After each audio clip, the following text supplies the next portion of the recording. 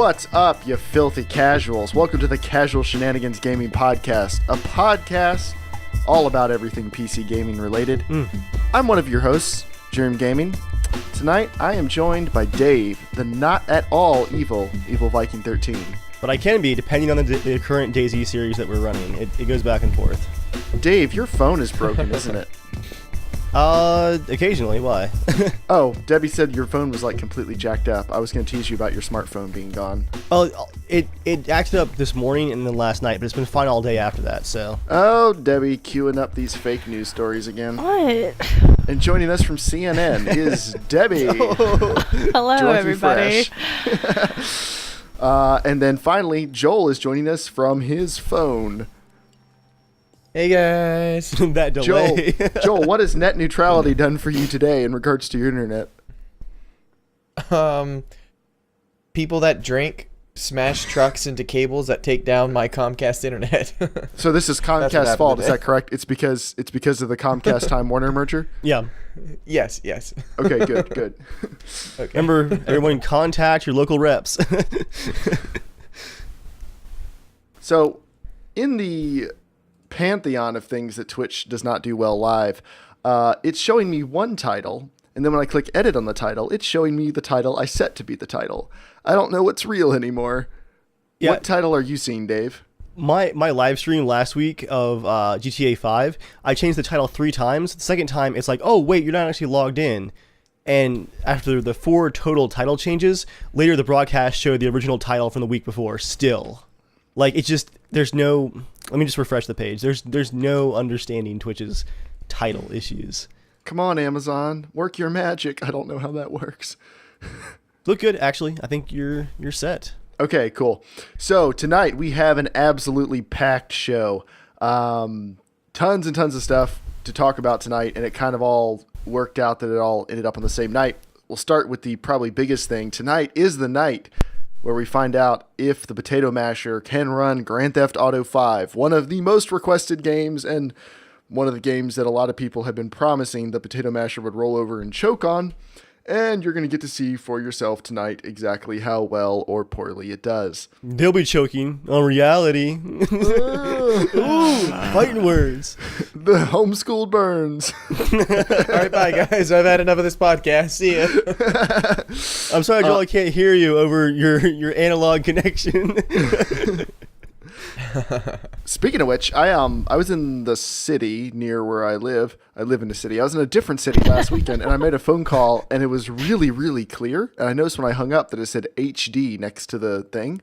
Ooh. And apparently Sprint, which I'm on Ting, and Ting uses Sprint's towers, they have this HD voice feature where in certain municipalities you can get HD voice is really just slightly higher bitrate voice. Like it's not even FM radio quality voice, but HD, whatever.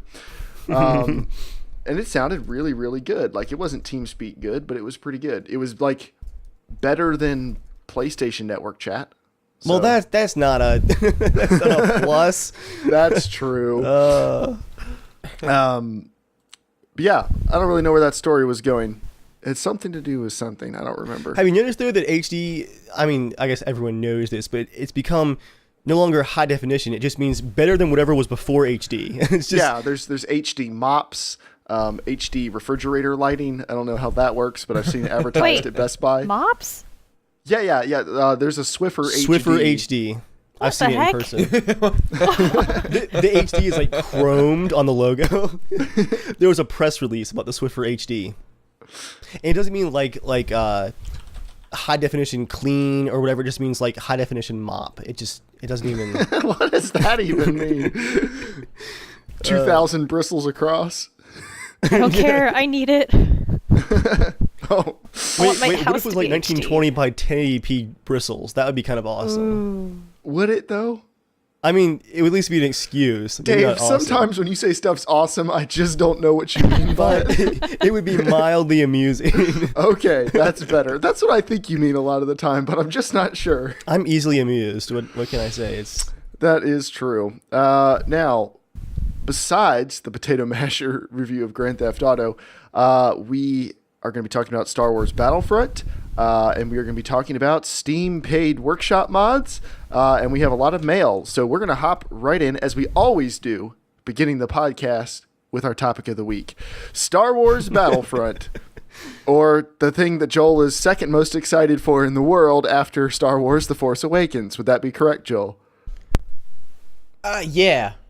Yeah, definitely. Things Joel's excited for this year include Star Wars thing number 1 and Star Wars thing number 2. Bloodborne's already come out, so, you know, That's all he's got left to live for. Yeah, exactly.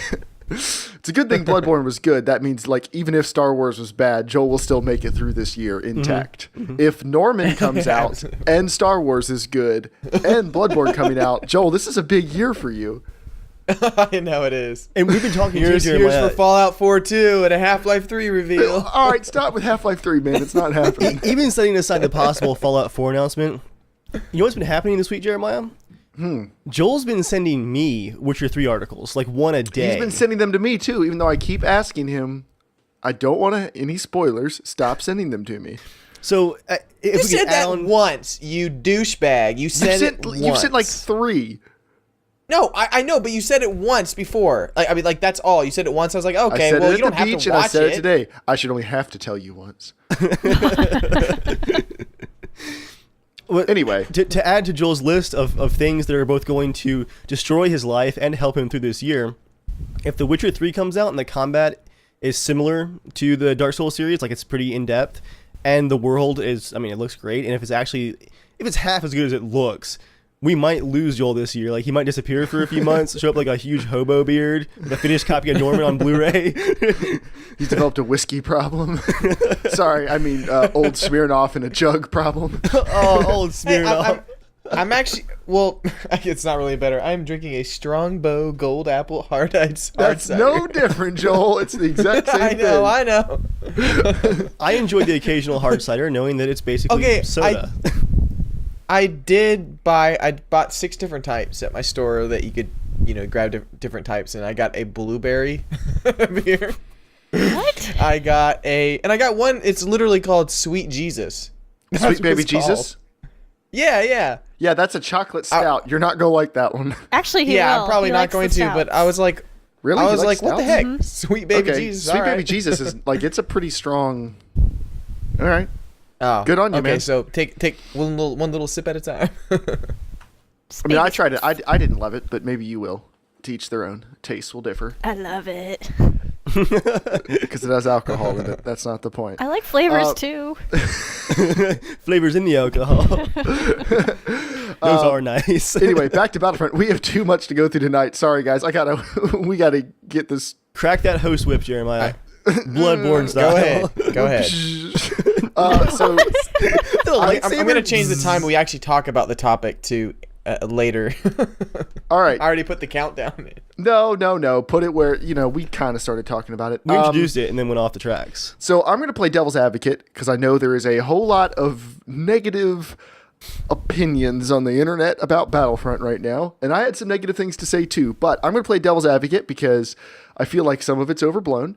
But Dave, can you give us an overview, a really brief overview for anyone who may not know, what is Star Wars Battlefront? Let's pretend they know what Star Wars is. That's a prerequisite. If you don't know what that is, you have a lot of Googling ahead of you. We can't help you. Yeah, Let's we say really can't help at that They know what point. Star Wars is, no idea what Battlefront is because they're probably younger than, 18 or younger. They've never heard of Battlefront before. What's the deal? So Battlefront, it's a long-running multiplayer and originally single-player Star Wars just combat series. Like X-Wings, TIE Fighters, ground combat, heroes with the Jedi and stuff like that. The current version is a reboot by EA and DICE. It's going to take place in the classic movies and the upcoming movies. It has one free DLC announced that takes place like alongside the new movies. It's going to be up to 20 versus 20, 5 confirmed planets with up to 2 maps per planet. So it's kind of in like still flux, like which actual maps we're going to get. Co-op, Joel, is confirmed, by the way. I sent you that earlier. Not sure if you got it. I did see. I saw a split screen co-op. That made me really happy because that means I can play with Joey. So co-op's still there. On console, so it's not on Split screen PC, co-op? Split screen. Consoles. Split No, screen. it says co-op Yeah. and split screen missions. I believe the split screen stuff though, Joel, is just for consoles, but there is co-op on because both. I remember people okay. talking about it was not on the PC. Yeah. Okay. Yeah. Outside of that, we really don't know a whole lot. Even for vehicles, there's just 5 announced, including a on-rails AT-AT, the Millennium Falcon, X-Wings, and TIE Fighters. But there's no actual like space battle maps. The space battles are kind of like Battlefield style, where it's like in atmosphere, like with the ground battle kind of thing. So that's the rundown for the game. Now, why are people upset? You can't say why is everyone upset. What is the consensus why a lot of people appear to be upset? Well, there's Battlefield 4 and DICE's rough recent history. This is going to be a Frostbite game, and Frostbite's reputation for shooters is not great right now. Very pretty, doesn't work. That's basically Frostbite. Very pretty and works just enough to where like you want it to be really good, but it's like just off enough to be really frustrating. Like it's like how Hardline is right now. It's not bad. It's just it's off enough where you're like, this is really annoying. Mm-hmm. It's one of those things. Like it's not totally broken. It's just off. But comparing it to the older games, it's definitely less maps. There's fewer players instead of 64. It's the 40 players. Less vehicles and probably more DLC. Let's just go ahead and assume that's an assumption, but probably so. Yeah. Also, there's no single player campaign or Galactic Conquest mode. What was that, Joel? I don't remember Galactic Conquest. Galactic Conquest is almost like a top-down RTS thing that, like, basically, like, okay, think of, like, Total War Rome. You know when you actually fight in a battle, like, real time? Yeah. But then you kind of go to the top-down view. It was a little bit like that. You kind of do the top-down view, and then you go into that battle, fight, and if you win, it was really cool for the old one. So it's like, I don't care, it's honestly, like a global if risk that's there map or where you not. actually fight the battles out? Yeah, I think I remember that from the original Battlefront. Okay, cool. Yeah. It's not, to me, it's not really a huge. I never played that, but I think to me, like a couple of things that like things that don't make it bad, but it's just more like it feels like it's. I don't know. I have kind of I don't have high hopes anymore. But they're not doing space battles, so it is going to be on the ground, which is not horrible. I mean, they don't have to have space battles. I mean, if you do well, it's Star Wars, though. You think space battles would be pretty cool? DLC, Joel. I'm calling it now. It's going to be a DLC, like space DLC. You know, I told you that earlier today. I sent you a message saying they're going to make you pay for space battles. That's It'll be exactly the Rebel Fleet DLC or something, probably. Yeah.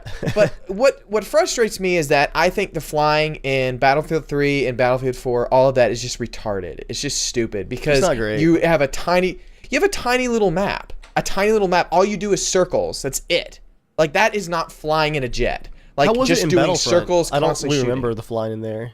Was it bigger? It was much bigger, and it was a little bit slower paced, but you could actually press a couple different buttons which make you do loops and stuff like that. So you felt like you were, a rebel pilot. Like you could do what actually piloting tricks. Is this?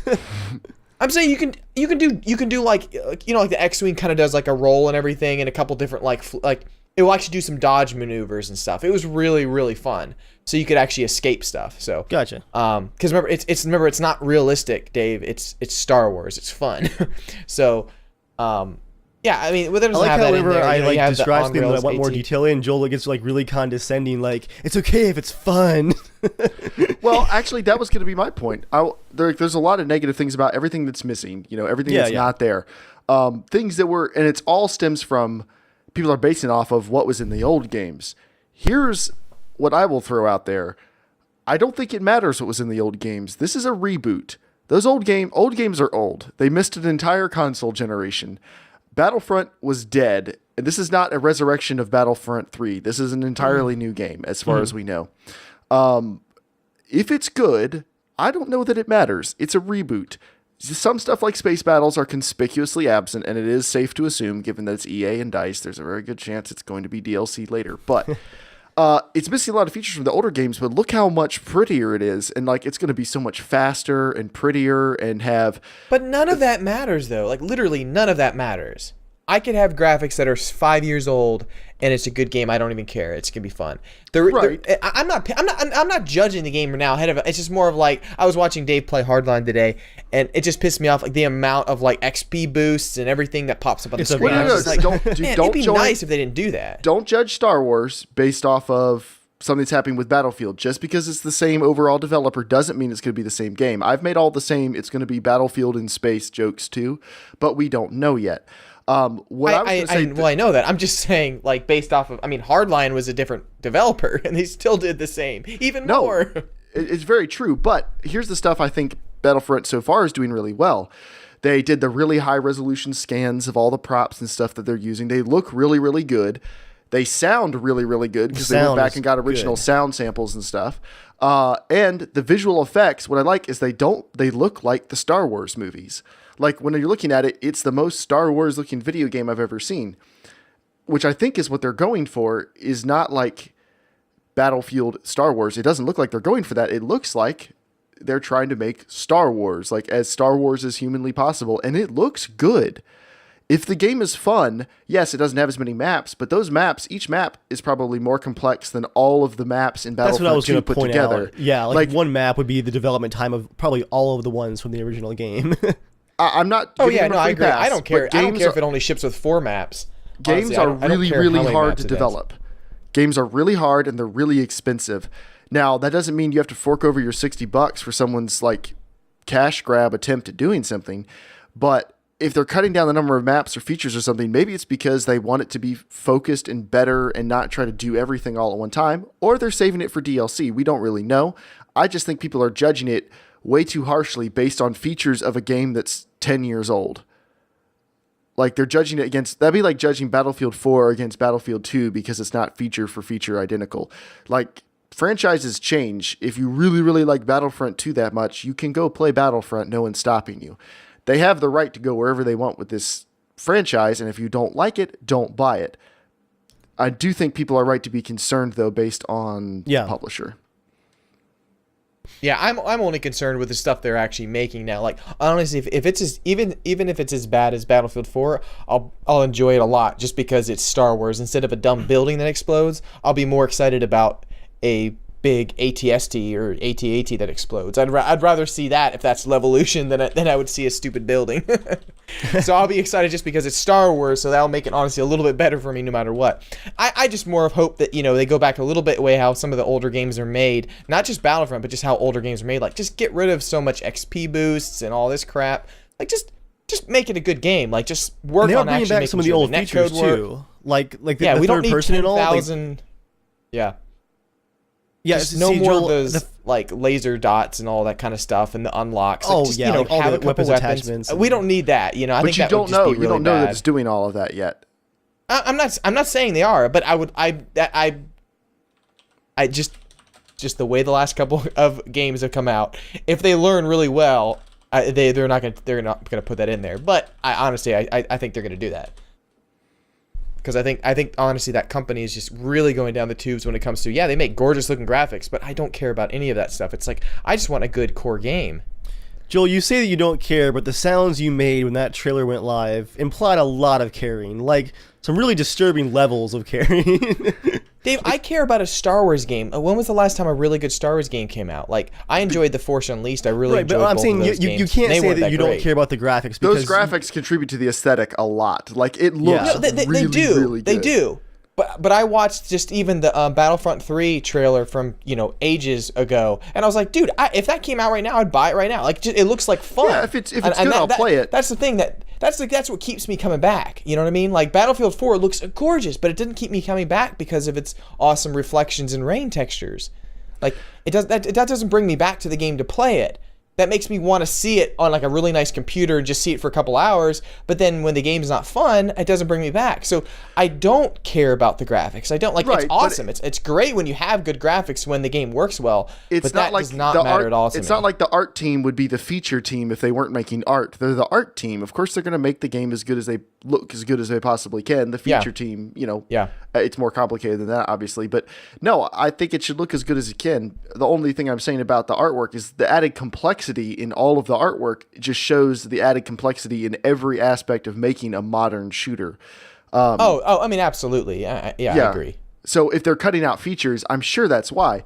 I actually am more excited by them cutting out features. I would be worried if we hadn't seen any gameplay now and they were announcing the game's coming out this fall and it's going to have like 20 maps and it's going to have massive space battles, going to have all this stuff because it just hasn't been in development long enough.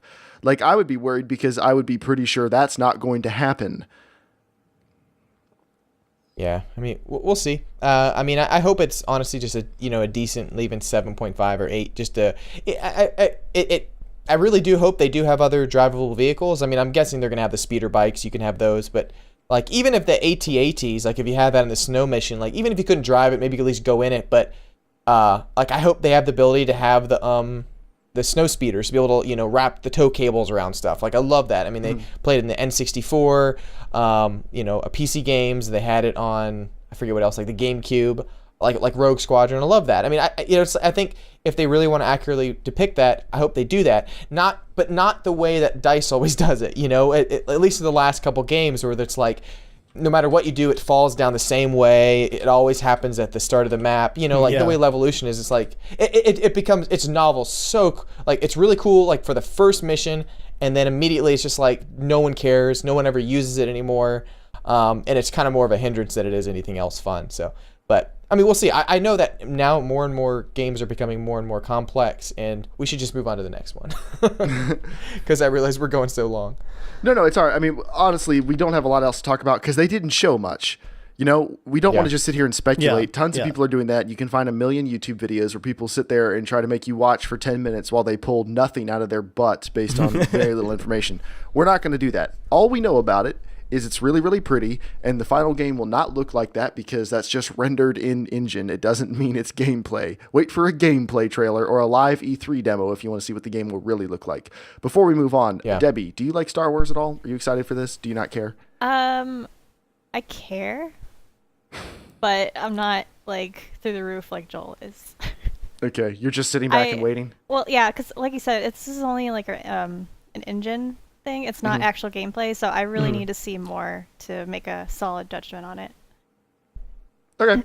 And one thing to remember too is that people have played the alpha already, like behind closed doors. Like there's no footage of it or anything, but they were allowed to post videos talking about it. So EA is already letting people play the alpha. So it exists. It's not. Yeah, it definitely exists, but I want to see basically it. the whole point. Yeah, I want to see it before I'm excited or disappointed about anything. Yeah. Moving on to the news. Intel. Yep. Intel. Sorry, Cut Joel. Me off on that. Cut me off. I'm sorry. I didn't mean to. I do it every time. Maybe you should be more on the ball. Intel has the compute stick. I was pretty much on the ball. All right. Get off the ball. Remember we talked about a couple podcasts ago, it wasn't Intel making it. I forget which manufacturer was making it, but basically a large USB key looking thing with a HDMI port on the end that was a fully fledged computer. Intel has one too. It's called the Intel Bay Trail T Compute Stick, and there's a whole bunch of letters and numbers in the name, but we're going to skip over that. It's Why? 100. Why does that have to be a thing? I don't know. It's a $150 PC. It's the size of a big thumb drive. It runs Intel Atom processor, Windows 8.1, Intel HD graphics, 2 gigs of RAM, blah, blah, blah, 32 gigs of storage. You can expand it with a micro SD card. $150.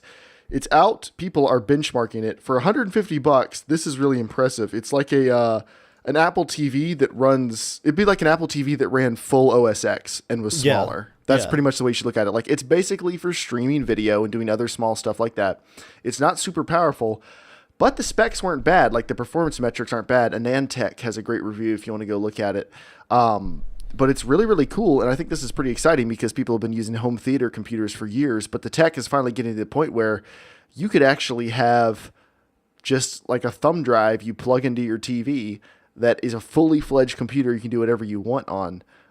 It's like a smart TV, except it can expand in the future when your smart TV is no longer supported. Like I saw this week, early smart TVs, their YouTube apps are going to stop working soon because YouTube is changing enough backend stuff it won't be compatible. Might be your TV, Dave. You're one of the first smart TVs, I think. 2010. Yeah, so your YouTube app, I don't know how much you use it on your TV, but it not at all. Okay. Although the Netflix slow. app, Sony updates the Netflix app like every year still. It's pretty cool. You have a lot of other ways to watch Netflix. You can watch it in 1080p now. Don't use the Netflix app anymore. But it's a button right there on the remote. I just press it. For 720p? Yep. I thought you care about important things like resolution. I really do, but I'm also really lazy. All right. Dave, we're going to circle back to news item 2. Let's do the rest of the easy news first. Okay. Just for time's sake. Trine 3 is being released into early access. I don't really like this. Trine 1 came out, people bought it, it was a success. Trine 2 came out, people bought it, it was a success. Both games were very good. Trine 3, instead of being released, is being released into early access. Are you serious? Yeah, kind of cash grabby, don't you think? Well, that's so weird. It's like, what do you have to test for a game like that? It'd be like them kickstarting it. Like, it's an established series that would have no problem getting published again, as far as we know, and there haven't been any big news articles. But maybe they don't have a lot of money. I mean, that could be it too. Maybe, but they didn't post any news articles saying this is the way we got to go. It just unceremoniously dropped into early access. Yeah. Well, now, they do have... They might not be able to. Go ahead, Debbie. Now, if this is an early access, do you buy early access on this and then you get the full game? Yeah. Okay. Just so you don't have to pay extra for the full game? No. Okay. The developers, Jeremiah, do have like a little blog on the page. I'm looking here. What they're saying is that this is the first game in the series that's fully 3D, and they wanted player feedback on that new control system and gameplay setup. Like, I mean, it is a 2D to 3D shift. So, I mean, maybe it's just they really did want that feedback, but then you can always do a closed alpha. I mean, there's... Right. I believe in the Trine devs. I believe in early access in general. Like, a lot of small developers say early access is invaluable to them getting feedback from players about stuff. I get skeptical anytime an established series goes early access on their next version, because that just seems like an easy way to get more money. On a side note, the Steam user reviews are 91% very positive right now, out of 150 reviews. It hasn't been out longer. Let's let it sit for a while. Steam reviews don't usually pull any punches, though. Like, if it's bad, they drop the hammer. So... We'll see. Time will tell. We're not passing any judgments on the game. I just thought it was newsworthy that an established indie game franchise went early access, and it kind of bugs me a little bit. But we'll wait and see. If it gets out of early access in 3 months or something and it's good to go, great. But if it's in there for like a year and a half, 2 years, that's going to be a little disappointing. We have a piece of mail. One call system wrote into casualshenanigans@gmail.com, just like you can, to be a part of the show. And he said, "Hey, Casual Crew, just thought I'd bring up a game that needs more press. I just got gifted Verdun from a friend of mine yesterday, and wow, this game is seriously intense.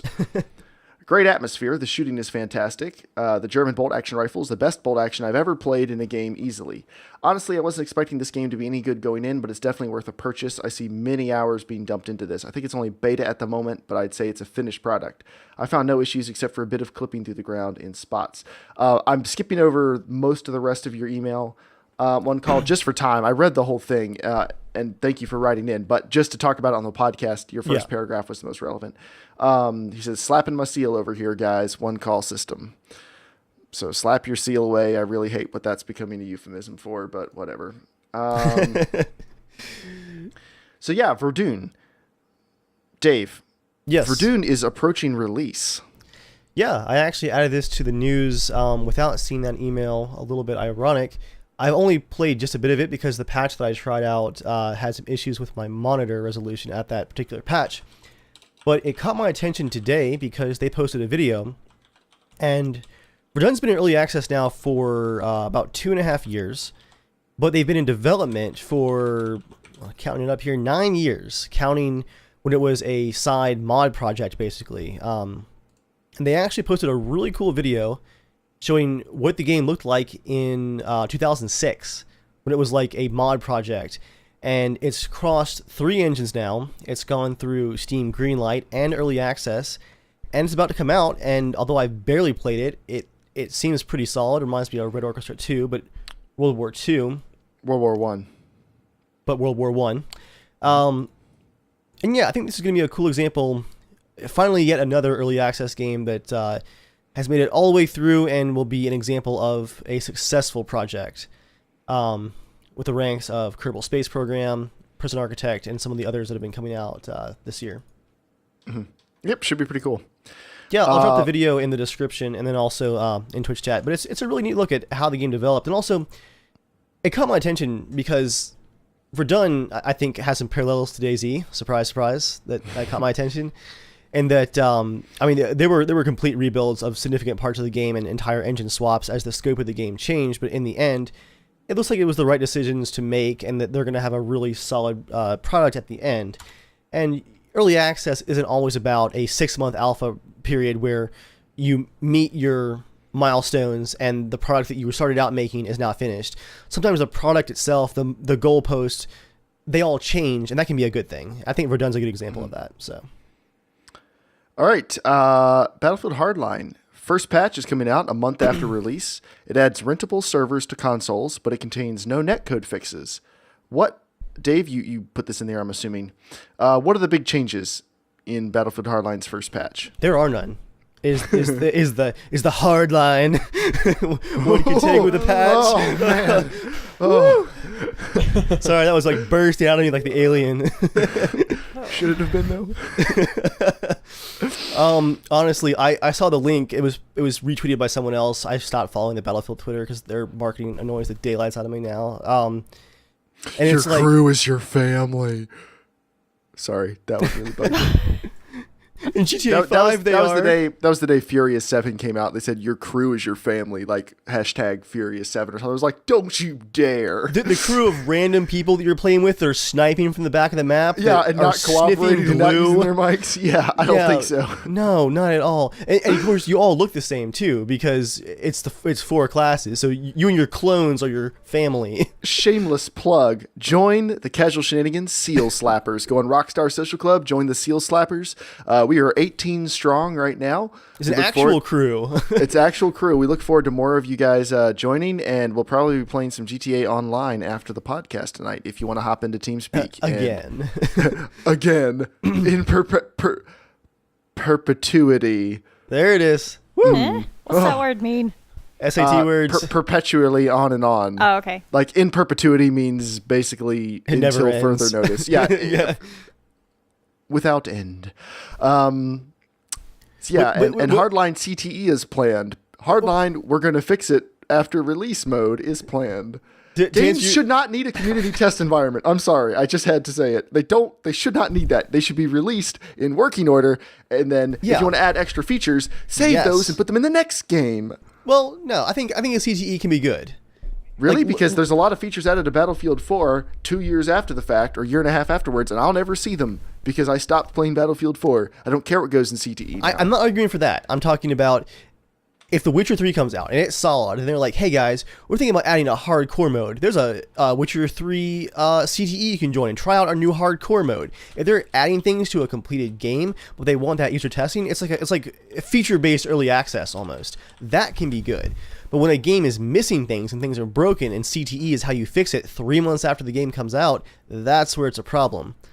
But to answer your original question, you asked for the 5 features. The tweet caught my eye because it says the top 5 player requested changes. I'm like, oh, they're fixing the netcode. Because apparently, from whatever I understand from people who are actually playing it more than I am, the netcode in Hardline is equivalent to Battlefield 4 6 months after launch. It's like 14 hertz. Like Battlefield 4 has netcode that is miles above Hardline right now. And the netcode, and I keep using the word netcode, I mean really just broad here. I mean broad pen. The network stack in Hardline isn't even as good as the Hardline beta was back in February, which to me is a little deceptive. That was like a different branch of the game. None of those fixes are in this patch. Fixes include Punkbuster fixes, NVIDIA DirectX driver crash fixes. Thanks, my game's not crashing anymore, maybe. Fixed TDM spawns, weapon balance tweaks, and then a link to see more upcoming fixes. Like those are the top 5 player requested fixes. Not, hey guys, the packet loss notification is on the screen constantly every server that I play. Oh, there's only 10 populated servers left a month after release. The game doesn't feel finished yet. Those are my top issues. It really is at the point where the next Battlefield game, like I really didn't care much about Hardline, but like I don't even know it's gonna take to get me excited about the next Battlefield game. Playing it probably and it being amazing is what it's gonna take. Like you're gonna have to play it and actually like feel it and play it to believe it. You're not gonna be able to even see gameplay that looks really good. EA, let me give you a short list. 5 Jeremiah requested features for me to be excited in the next Battlefield game. No battle packs. How many of the options can I pick for no battle packs? Can I do that like 3 times and then just pick 2 other things? Okay, no battle packs. Have some of my requests too for the no battle packs. Just take some of those. Okay, thank you. No battle packs.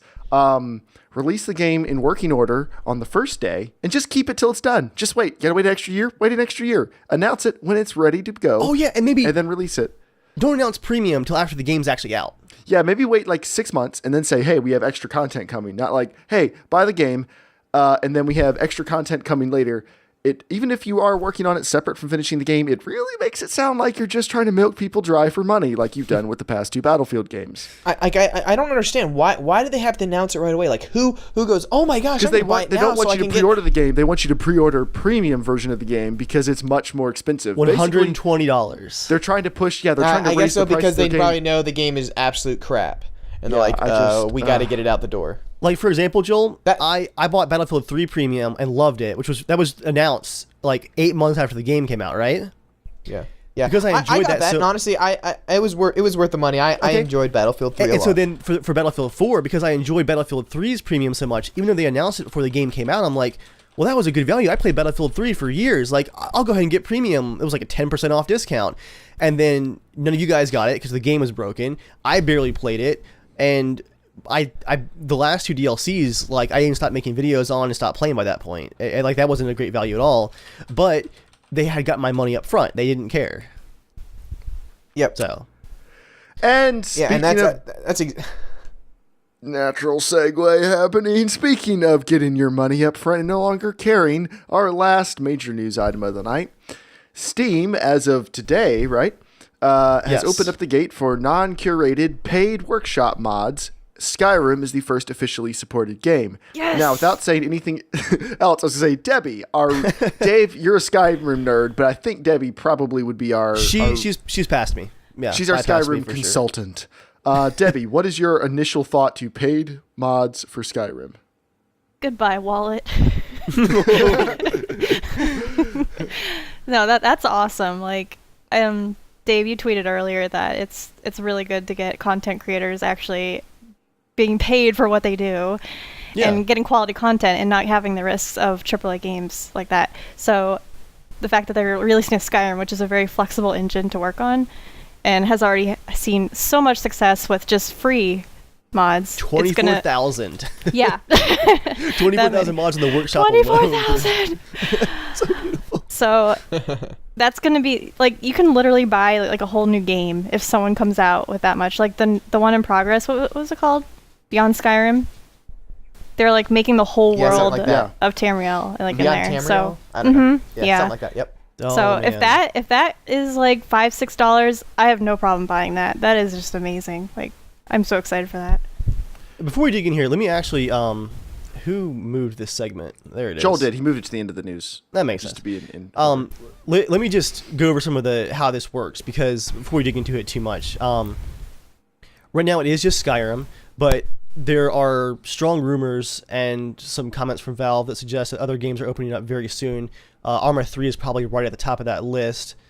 So we're going to see a lot of games that support this system. Creators can set their own price, and you can actually not only just do like a paid or a free version, you can also do like a humble bundle style, pay what you want. So it's almost like a donation, kind of like a donation. I didn't know that. There's a pay what you want option? For creators, yeah, you can select that, cool. pay what you want. So it's kind of like a donation. There are refunds set up. So if you get a mod and it does not work, Steam will refund that for you within 24 hours. Which is the most generous Steam refund policy we've ever had for anything. Yeah, you do get Steam credit, obviously. I guess that's to be expected. That's true. But yeah, 24 hours, no questions asked. You also have the guarantee that creators cannot delete mods that you've paid for. They have to leave a working version, even if it's like unlisted, unpublished, and unsellable. At that point, you still have a version you can download if you paid for it. Here's where some of the financial stuff gets a little rough. There's a $100 payment gate, which is not unexpected. That's pretty standard. You have to earn $100 as a creator to get a paycheck from Valve. Okay, that's just to make it worth their while. That's okay. That's fine. That makes sense. Now, have you guys heard what I guess I put it in the notes, so you have heard, but the cut for creators is 25%. That seems a little low. I don't know, like Valve already has the infrastructure to support this, so I don't know why they feel like they need 75%. I would think Valve getting 25% would be on the high side of fair. Yes. Well, And I mean, what about all the storage space? You keep all these gigantic. But they were mods already on doing there. it for free. Like it's Yeah. it's one thing to go from free to like that's true. 10%, 20%. It's nothing to go from free to 75% cut. Yeah, Joel, if I publish a 1 gig mod in the workshop just for free, it costs me nothing. Valve just publishes it. However, if I charge $1 for it, then Valve takes 75 cents. And it's like it helps Valve to have this stuff on the workshop because it means people are buying the game on Steam. Yes. Like Valve isn't stupid. They do It's it a because closed it makes them market. more money.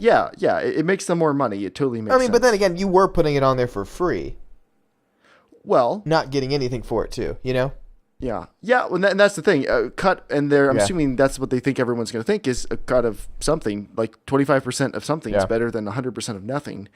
And I think that Bethesda, in this case, is also taking a cut of that. I would bet it's split right down the middle. That's probably Because true. I mean, you have to play Skyrim, have Skyrim in your library, and play it to use these mods. I guess that's reasonable for Bethesda to take a cut as well. But why not like 25, and 50 to the creator? That seems like it would be a lot more fair. Now, there is a little bit of controversy. I went on Reddit just to see what people A little bit of thought. controversy. I'm ready to rant, so you go ahead and lay it out. Okay, well, PC Master Race, I think is being... I usually like those guys for a lot of things, but that thread is downright immature tonight. It's disgusting. I think it's a lot of people who are basically just mad that they have to pay for something now, and they're just hiding that behind thinly veiled, pleas for various different things. The only legitimate concern I've seen is that some people are uploading other people's mods and charging money for them. The service is brand new. Hopefully that stuff is going to get stamped out in the next And day or the two. same thing happened with early access and Greenlight. People Right. uploading like free demos and stuff like that to that stuff. Just That's give not it new. give it a couple weeks for it to get stamped out. They've got to get their act together. Like if they allow this to go on long term, yes, that's a problem, but it just opened up. So give it a little bit of time. Another thing people are complaining about is, well, what happens if the game comes out and it gets patched and it breaks something in the mod and the mod guy doesn't want to update it? The same thing happens with games all the time now. When you buy something, like in this day and age, you're not guaranteed that a game is going to work at all, and people are still shoveling out millions of dollars to play them. Like if you're the same people who buy Battlefield and then complain when it doesn't work, don't complain because you might have to pay for a mod. I trust a lot of mods in the Steam Workshop more than I trust a lot of AAA games to work on day one right now. And that's anecdotal, but honestly, like that's where I'm at. I'm in the same boat with that. Yeah, too. and then their next complaint was, well, all the stuff I was getting for free, now I have to pay for it. No, you don't have to pay for anything. You don't like it, don't pay for it. If no one's buying their mod, maybe they'll make it free. It's called a free market. Like, you're not being forced to pay for anything. You already have the game. Mods are just something free that you were using someone else's work, like they were offering to you for free. If they want to charge money for it, they 100% have the right to do that. If you don't like it, don't buy it. You are entitled to nothing. If you don't want to play, don't pay. It's that simple. Like, that's it. Dave, go ahead. Tell me what to do. No, I appreciate your ranting because this made me genuinely like very, very angry today. Like I was so excited to see this because I've been following like on Polycount people developing items for Dota and stuff like that for years now, where creators have made incredible sets of armor and weapons that for the price of a couple dollars, it's like better than the official DLC. And not only are players getting new content, these people are making, in some cases, hundreds of thousands of dollars for their very hard work and years of experience. And a lot of these guys just have like just tons of passion that they pour into these projects. And if they're good at this stuff, why shouldn't they be paid for it? This is not the death bell for free mods. Free mods aren't going to go anywhere, but the hysteria that I have seen on Reddit and on Twitter in some cases and elsewhere today has honestly just been disgusting. Is the biggest sense of entitlement I've seen in I don't know how long. The idea that there's just no reason that people would ever pay for mods. I saw people on Reddit saying, well, I'll just pirate this and then share it with all my friends and they just won't get anything. That'll show them. I'm like, this person is spending who knows how many years learning the software, learning the artwork, learning the game engine. They're bringing a unique perspective to their work. They're putting all this effort in, and for years now, for probably 98% of the mods out there, it has been completely free. Recently, you've had stuff like Patreon where modders can get a little bit of support, but that's voluntary. And let's be honest here, most people don't care. Yeah. Why shouldn't they, if their work is being appreciated to the level where they've got, in some cases, I've seen 60,000 downloads of a building for City Skylines on the workshop. And it is artwork that is better than like the actual developer did in some cases. You know, if there are that many people that appreciate that work and they're putting professional level time and effort into it, why shouldn't they be compensated for it? All right, Dave, you probably wouldn't use yourself as an example, but I'm going to. And we didn't talk about this ahead of time, so I'm not just bragging on Dave. Dave's a really good 3D artist, for anyone who doesn't know. He's really, really talented. To be fair, I don't know many 3D artists in person, but me and Chris. Dave's stuff is really good. You made a mod for City Skylines. You made a gun range, right? Yes. How much time did you put into the gun range? I put over 40 hours into that building over 3 weeks. Okay, was it just for City Skylines, or were you using it for something else? It was from start to finish just for City Skylines, yep. Okay, and it's not just a building, like it actually has effects on the community around it and stuff. It's designed really well. It blends in perfectly to the rest of the buildings. Like, it's a cool little mod. Is there any way to tell how many people have downloaded that? Yes. Okay. Actually, Hold I'm on. looking right now. I'm sorry, I should have asked you ahead of time to cue this up. Dave's a talented artist who is not employed by a game studio and is not making millions of dollars making games. Like, he's not some fat cat game developer, of which there are very few. And he made a mod and put it out for free with no expectation of payment. And let me know when you know how many people have downloaded it. Like I said, it was well over 40 hours of work. It's currently part of 55 collections on the workshop. So 55 people have it in a collection that you can subscribe to where it downloads multiple mods. And the total subscription count is 10,431 as of now for that building. 10,431. And then your map, you made a map Appalachia, which you didn't make just for City Skylines, right? You had that idea. You had the idea a couple years ago for a Battlefield contest, which you won because you're good at what you do. But then you remade it for City Skylines, right? Like, yes. You made it. Okay. Can you tell me how many times that's been downloaded? Because it was number 3 on the entire maps list for City Skylines. For a couple days. For a couple days. Can you tell me how many times that's been downloaded? Well, it only shows current subscriptions. So it's had over 7,500 visitors, and it's currently at 5,000 subscribers. Okay. So Dave has 5,000 subscribers on a map and 10,000 subscribers for a building. Mm-hmm. If he charged $1 for that building, so he makes 25 cents on the dollar, let's say half of those people bought it. 5,000 people bought it. They pay $5,000. Dave would have gotten $1,250 for making that building for 40 hours of work. That's perfectly reasonable. Like, he's not making out like a bandit, but, but it makes his hobby financially viable. That means Dave, someone who's actually really talented at what he does, as evidenced by the 2 things he's put on the City Skylines workshop being really popular, that would kind of be a hint. Data. Then he could maybe devote more time to doing it. Instead of looking out, searching for more freelance projects or something, maybe Dave could just make buildings and sell them on the Steam Workshop. And you know, on a note, I do freelance work, and what does that divide out to by hour? I'm going to bring up the calculator again. What, $1,250 for 40 hours? Yeah. That's $32.50, I think. 31.25. Oh, very close. I was off. Okay. So close. So yeah, that's a decent rate per hour, but I mean, to be honest, guys, like, not to toot my own horn or anything, but it is professional quality work because I do it professionally. I enjoy the hobby stuff too, but I do it professionally. That rate is still significantly less than my freelance rate. So like Jeremiah said, like the people that do this, that maybe would have mods that people do buy and that do have that higher quality of content, they're not going to make tons and tons of money, except for maybe in the long term. You'd have some trickle down of older work probably that would help. But in most cases, you're not going to be making crazy money off of this kind of thing. But the exciting part is, I spent 40 hours in that building because it was fun. I really enjoyed that. I'm not doing it again anytime soon. I learned the engine. I had a lot of fun. That was a concept I had from like day one of the game that I wanted to do. But it's done now. I don't have 40 hours to put into like another 10 buildings over the next 6 months. That's just not happening. But what if you were getting paid for it? But what if I was getting paid for it? Well, now I can set aside freelance work that I would normally be working on and say, hey, I'll make buildings for content that I really am passionate about. And maybe because people are buying and downloading more and more of them, I can charge even less per building now. And this turns into like a thing that I'm doing constantly. People are so worried about people charging for formerly free mods, they're not thinking about the future. Let's put aside the possibility of people charging for things that used to be free. How is the quality of the content going to improve after the system's out? Because the market will decide who gets paid and who's successful doing this. We could see some ridiculous work, like the guy from Maxis who's making City Skylines buildings, who does awesome work as well. Like, he uses Patreon right now, but he could put that aside and give Valve his share instead of Patreon.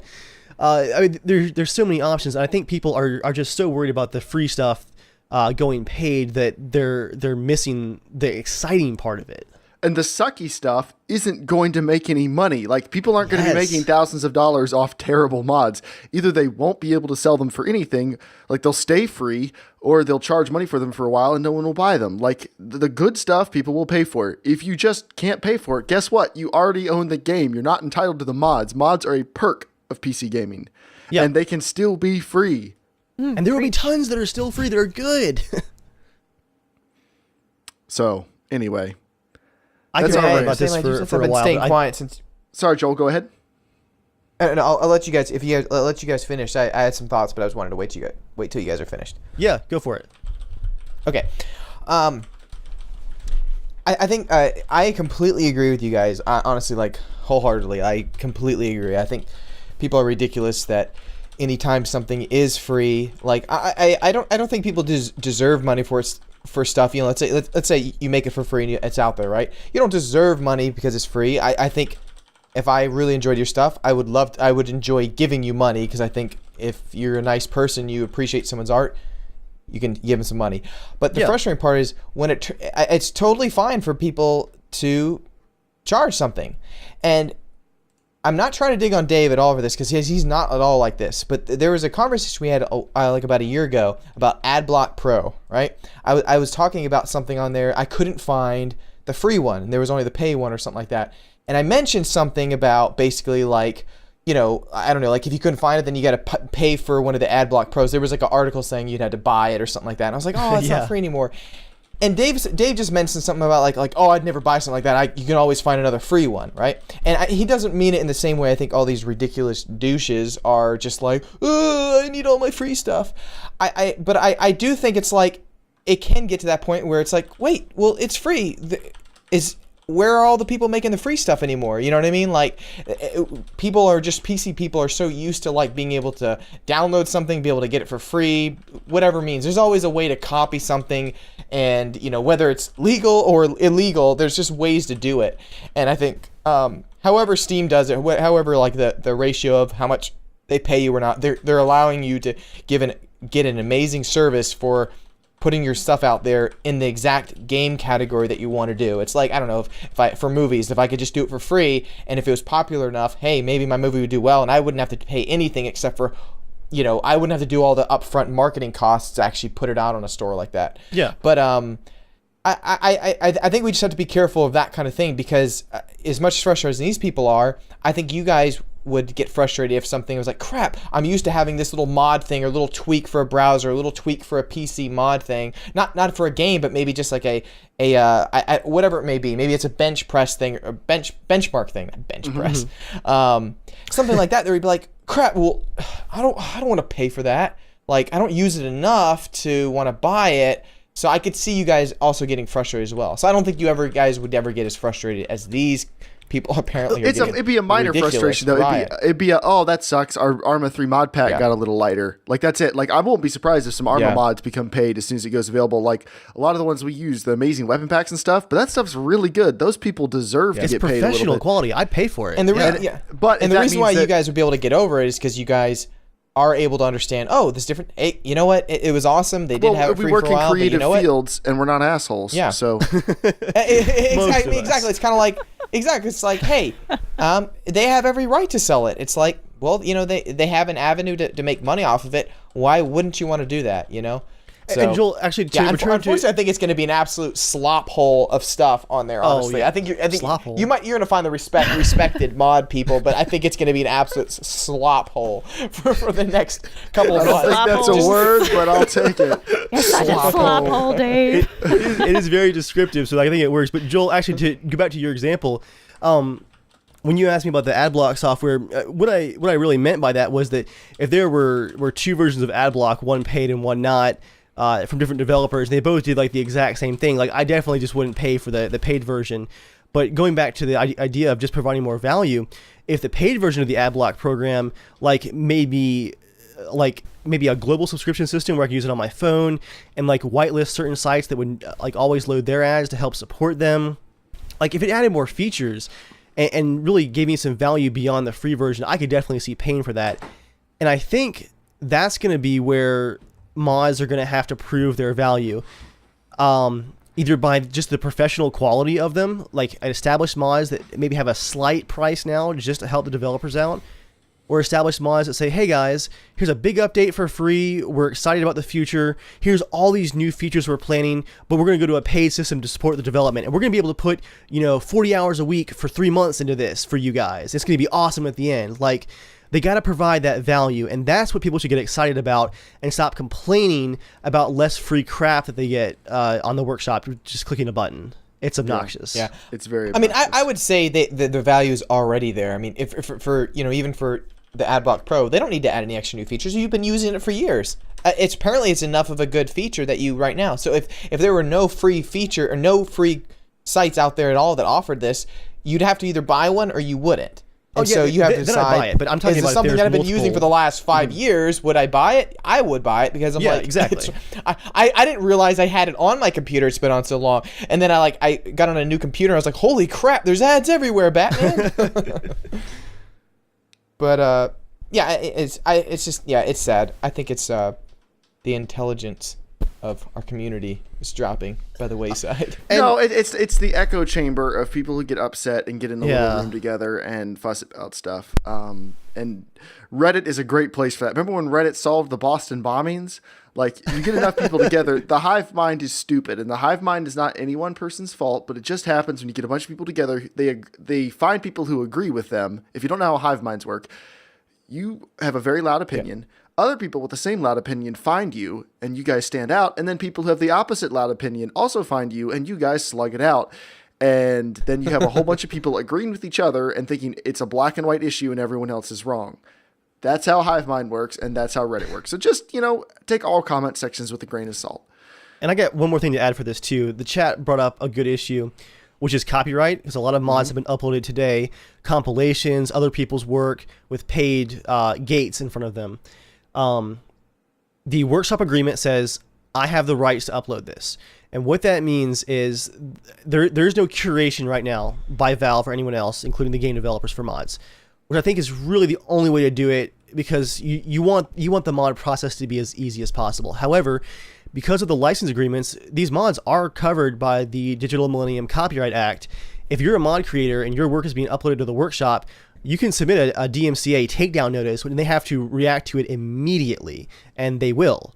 So there is a system in place, one that is usually abused by giant monolithic record companies, that actually does occasionally protect people, and that is being used already on the mod workshop.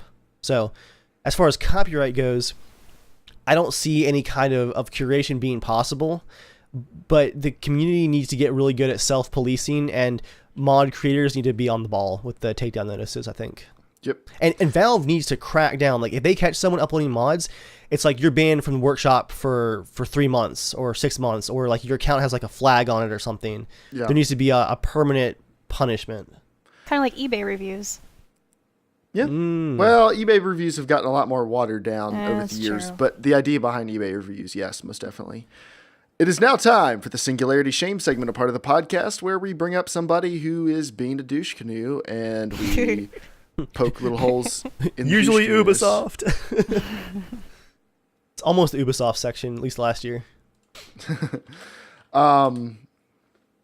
So anyway, we have 2 items tonight. First item, Dave. Items. Dave, could you talk about the Witcher 3 news? I gotta type something for a minute. So a very cool new Witcher 3 trailer went up yesterday that Jeremiah has not watched because it's an entire side quest, basically. A small one from the beginning of the game, but still a side quest. And it was uploaded on ultra settings on PC at 1080p 60 FPS, and it looks pretty good even on YouTube. The problem is that the video began with an Xbox One splash screen and was uploaded to Microsoft's official Xbox channel with no disclaimer and no explanation. And everyone's freaking out in the comments, this looks so good, this looks amazing, like, I'm so glad I bought my Xbox One. And someone's like, wait, 60 FPS, 1080p, isn't The Witcher 3 going to be 900p and 30 FPS locked on the Xbox One? So I guess I actually have a bit of a shame for Microsoft for pulling this. I mean, that's a pretty low But move. everyone does it. But everyone does it. But Everyone shame does it. for Microsoft. Shame for Microsoft, but also props to Microsoft because within 12 hours, they did admit that this was PC footage, and there's now a disclaimer. Well, props. And When they were caught, they admitted that, yes, the obvious truth is the truth. it was a quick response, though. Like, they were on the ball for, like, okay, yeah, this was a mistake. And then they're like, we did not intend to misrepresent. We apologize for any confusion. We're looking forward to the game's release on both Xbox One and PC in May. I mean, it's a little bit of corporate speak, but I can give them a little bit of the benefit of the doubt. On the other hand, wow, those Xbox One owners really wanted to believe. They wanted so badly. Yeah, that's the only thing. I actually feel bad for the Xbox One owners. Yeah. Ignoring all of the things, I feel bad for them already. Like, they have no games to play except for Forza 5, which I desperately want with everything in my body, but it's okay because Project Cars is coming out soon. That was like the fast radio thing. Don't forget about you. I get cancer owner, after you're taking this pill. If they're watching this trailer thinking, I'm going to buy The Witcher 3 because it looks like that, it does not. Spoilers, it does not. It is not going to look like that for you, just the same way you should not pre-order Battlefront because it does not look like the only video you've seen so far. Can I bring up one thing, though, first? You can. We don't know 100% for sure whether or not it could have been an accident as well. I'm not saying that it was or it wasn't. I'm just saying we also do need to be careful of that. Like, I'm saying that because it's not honestly that hard that if somebody sends over to the video crew over there that has to put the logos and tags on, uploads it before it's double checked, stuff like that happens. So I'm just saying, like, it might not have been that, but I'm saying. And actually, Joel, we don't know just yet, so I wouldn't say immediately go, holy crap, they did that, because also there's not a lot of Xbox One footage. Because remember, CD Projekt Red doesn't actually show a tons of footage of like that. They don't release that stuff till it's towards the end. They only generally release the highest end PC footage on most games, unless it's just a console exclusive. So that's the only thing they have, if that makes sense. I'm gonna partially agree with Joel here. I think that. And by the way, this footage was provided by CD Projekt Red directly. It was not Microsoft's footage.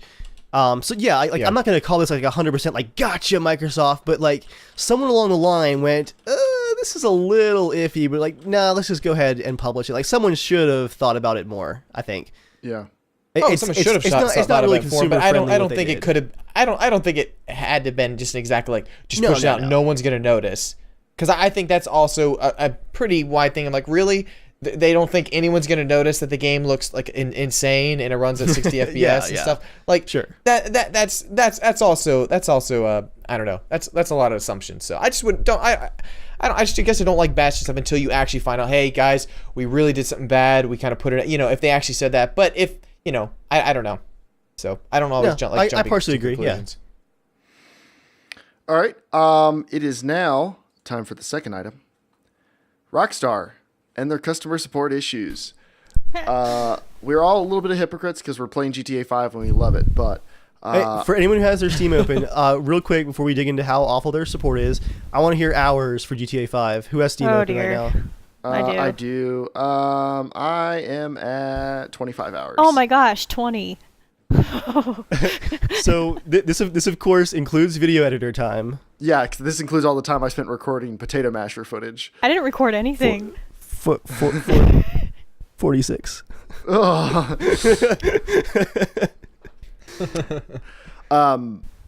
So I told you guys last week. Can I say the one thing that me and Dave talked about before the game came out? I told Dave, I was like, when it comes out on Tuesday, by Saturday night, there's like 5 days, I think you're going to put more than, I said 25 hours. And then Dave thought I said 28 hours or something like that. I was like, oh crap, that's a lot of hours. And then by the end of Saturday night, he had 31 hours. But he said, oh man, I hope I don't have that many hours. I was like, dude, Dave, it's all over. The sick day helped last week because I got the game working in the afternoon. Sick. But by the end of that sick day, when the game stopped crashing to desktop constantly, I was like, well, I'm feeling better. I'm sitting here for the rest of the day. So anyway, follow up from last week when I had an open ticket with Rockstar that had been open for days and no one had touched it. They did follow up with me something like 80 hours after I filed the ticket, and they basically just said, hey, do you still need help with this issue? The issue being I can't get into the game, which no, I didn't need help with because I backdoor refunded the game through Steam and just bought a second copy and lost my pre-order bonuses and had to suck it up. But they did follow up with me. Technically. So good on them, but bad on them because they've been hanging up on customers. There's a report on Gamers Nexus, which I highly suggest you go read. And Gamers Nexus did a little bit of investigative reporting using different account names and stuff. And they found out that Rockstar employees are instructed to, or the Rockstar support team, whether they work for Rockstar or an outside call center, they are directed to report or to hang up on customers if they reach a point where their account's been compromised or something else and they just like they can't really help them anymore. But like can't really help them doesn't make sense because they're the people who publish the game and presumably control the keys for the game and everything else. So I don't know how they can't help them. But yeah, anyway, that's what's going on. Yeah, they're hanging up on customers. Go read the report on Gamers Nexus. It's kind of despicable. And it's There's not calls just a rumor. too. It's not, yeah, there's call recordings, and there is a Rockstar support employee on the call confirming they are instructed to hang up on people. So it's not just rumors. Rockstar has issued a statement saying they're very sorry and they're looking into any issues. Standard PR, yep, we totally did that. Get over it because we're making so much money, speak. And the truth is they are making so much money, so that's what's going to happen. Not only are they hanging up on customers, but they're required, according to their script, to say like the same 3 lines before they hang up. So like by the 5th call, the guy like saw it coming and was like trying to stop them from hanging up because they'd be like, hello, like they'd be like, all right, sir, can I put you on hold for a minute? And they go away and they come back. Sir, according to our records, this is as far as we can help you today. Thank you for contacting Rockstar Support. And it's like 2 more things he would say. And the guy's like, wait, don't hang up on me. I just want to see if, and it's like, hello? Like the guy's just done. Like he finishes the line and just hangs up like every time. Despicable. Moving on. Can we do 90 seconds with Joel right now? I only ask because I need to AFK for like 2 minutes. So figured it'd be a good time to throw it over to Joel if Joel has a funny story to tell. Joel, do you have a 90 seconds this week? Sure. Yep, I can. Oh gosh. Okay. All right. Take over while you go. All right, cool. It's now time for 90 Seconds with Joel, part of the podcast where I'm very scared because I'm leaving. I'm taking my headphones off. And Joel will talk about whatever he wants for 90 seconds, and no We'll one try to else hold can him shut down. him up. You ready, Debbie? I'm ready. Let's do it. All right, I'll be right back. Hey, guys! It's time. You're already here, Joel. 90 seconds. You're already on the I know, podcast. I know. Hey, guys! All right, Joel, go ahead. I don't want to waste my 90 seconds of just straight up laughter. It's just laughing for 90 seconds and I'm okay over. with that. Classic Joel. Hey No, guys, I would like to take this time to update everyone how many episodes we are away from episode 100. So it's a big episode number. We've been doing this for a very long time now, or at least it feels like a very long time. It's been awesome. But pretty much starting every episode or every podcast that I'm on, in case I miss one for the next couple times, I'm gonna be reminding everyone the 100th episode is gonna be pretty awesome and special.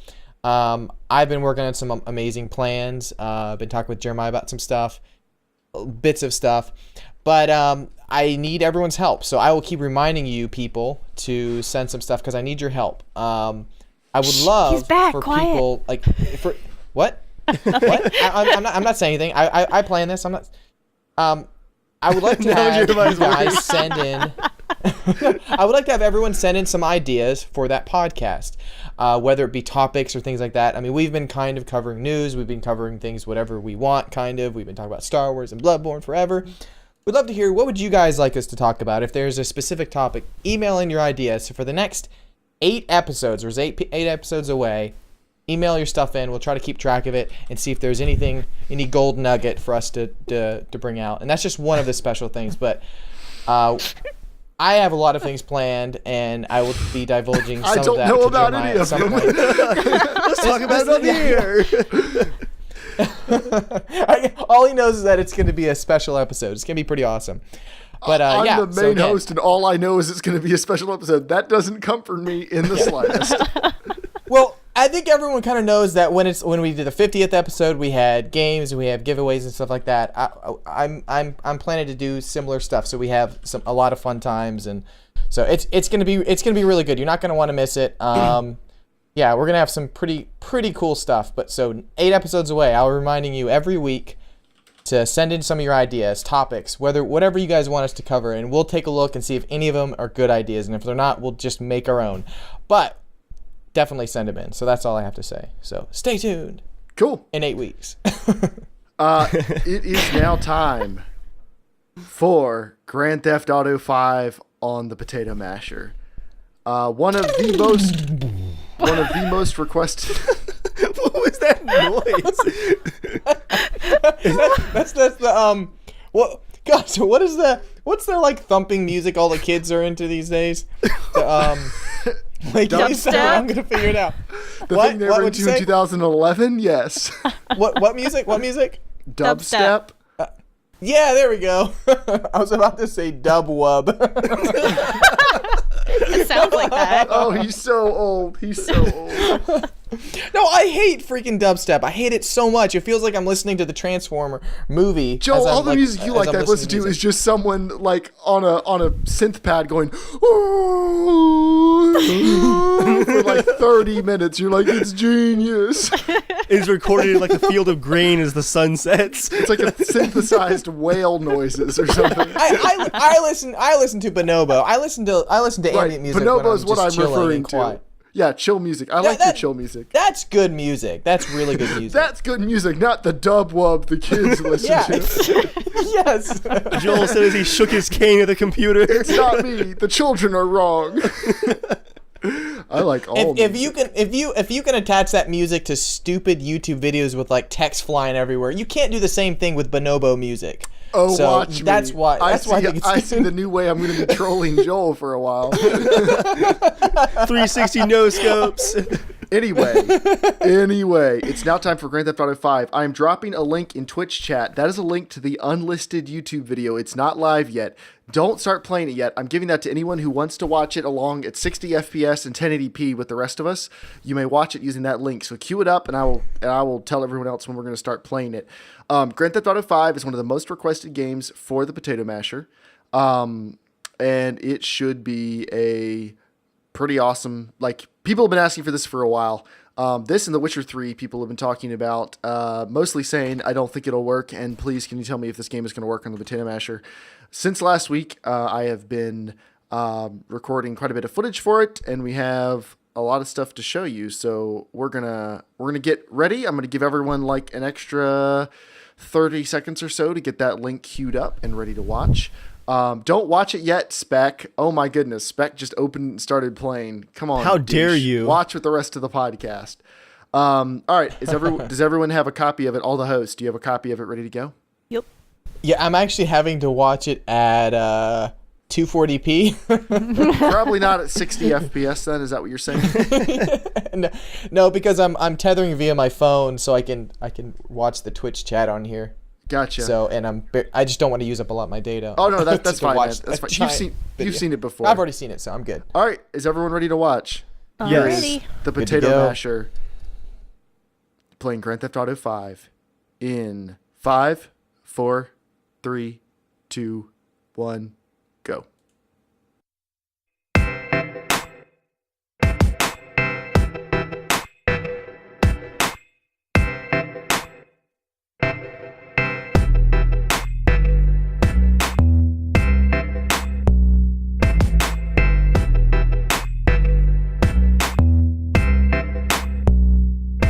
Today we'll be comparing GTA 5 on the PS4 and the Potato Masher. In case you don't know, the Potato Masher is a $350 computer custom built in December of 2014 and designed to provide a comparable or better gaming experience than the PlayStation 4 for the duration of its life cycle. If you want to see the original concept and build video for the Potato Masher, there's a link in the description of this video. We also have a brand new frequently asked questions video that you can look at if you want to know more about the Potato Masher, and you can see that link in the description or click the button on screen right now. All footage is recorded at 60 FPS, so if you're watching this video in Google Chrome, switch to the 60 FPS version for the best experience. Also in the description is a download link for the maximum quality version of this video for all you pixel peepers. That's enough housekeeping, let's get to it. GTA 5 isn't exactly a new game. It originally released in late 2013. That said, Rockstar has said that they consider the PC version of the game to be the definitive release.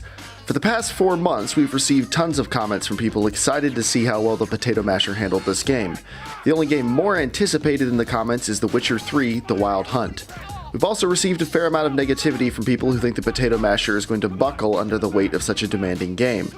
So as not to tease you for 5 minutes, just know that the Potato Masher exceeded my expectations and the experience has been a blast. For comparison's sake, I've included some footage from the Xbox 360 so you can see how the original release compares to the PS4 and PC. The Xbox 360 version runs at 720p and 30 FPS, the PS4 runs at 1080p and 30 FPS, and the Potato Masher can pretty much do whatever we want, within reason. Since the PS4 looks great, I set that as my target. The PC version of the game has quite a few performance options, but to really take advantage of the highest settings, you need a very powerful system. The Potato Masher only has enough VRAM to run the game at high settings at 1080p, but it's still powerful enough to run at double the frame rate of the PS4 version. The PlayStation 4 appears to have slightly softer shadows and shallower depth of field effects, but the PC has better textures and slightly more detailed models. Honestly, at 1080p there isn't a huge visual difference between the PS4 and PC. They are both much better looking than the Xbox 360 version, but that shouldn't really be a surprise. Both the PS4 and PC have great textures, good models, attractive lighting, and oh yeah, the massive open world of Los Santos available with no in-game load screens. The game is a serious technical achievement on both platforms, but I'm not here to make everyone feel better, I'm here to give some results. Obviously, the PC version is superior. The Potato Masher has the same or better visuals compared to the PS4, and the frame rate has doubled. Have you ever played GTA at 60 FPS? Driving is massively better, so much so that I had to relearn how to drive in this game to reflect how responsive it now feels. I did a lot of driving in this review because moving quickly through the terrain pushes the frame rate harder than just about anything else. At 60 FPS, weaving in and out of traffic or pulling off hairpin turns is that much smoother and easier. Gunplay feels like a AAA blockbuster shooter, explosions look magnificent, and GTA's wacky physics are even funnier. Yes, at 30 FPS, all those things are still great, don't get me wrong. But at 60 FPS, they are that much better. The only time the frame rate dropped below 60 FPS was during massive explosions or crashes, and then occasionally when driving at high speed. These were drops of only a few FPS and they were very brief. The PS4 and Xbox 360 versions also have frame rate drops when these events happen, but a drop from 30 to 25 FPS is way more noticeable than 60 to 55. Again, frame rate makes a big difference. When I turn the settings up to very high, the frame rate drops to the 30 FPS range with frequent drops into the low 20s.